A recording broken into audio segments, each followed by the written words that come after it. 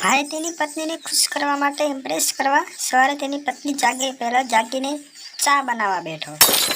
તો તે ઉત્સાહમાં હતો કે તેની પત્ની જાગે એટલે તેને હું મારા હાથની ગરમા ગરમ ચા પીવડાવું. પણ જ્યાં દૂધ ગરમ કરીને ખાંડ નાખી ત્યારે તો ખબર પડી કે આ તો છાશ છે. તે ફટાફટ બધું સાફ કરીને ચૂપચાપ સૂઈ ગયો. તો જોયું ને, બહુ આવું હરકપદોડા પણ ન થવું. ક્યારેક આવું પણ બની શકે છે. તો ચાલો આપણે બીજો જોક જોઈએ.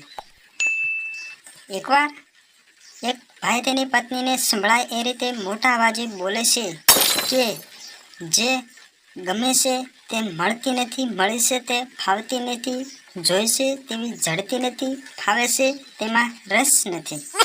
બોલો. તો પત્ની આ સાંભળતા જ તે છૂટો ધોકાનો ઘા કર્યો. પતિ કે પણ હું તો નોકરીની વાત કરું છું કે સારી મળતી નથી એમ. તો આવી બહુ મજાક પણ ન કરવી. આવી મજાક પણ ક્યારેક ભારે પડી શકે છે. તો ચાલો બીજો જોક જોઈએ.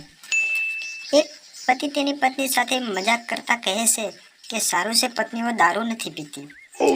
જો આ વગર દારૂ આટલું બકબક કરીને માથું ખાઈ જતી હોય તો આ દારૂ પીવે તો આની શું હાલ થાય. તો એ આખી દુનિયાને માથે લઈ લે, જાણે કોઈ મોટો ભૂકંપ આવ્યો હોય.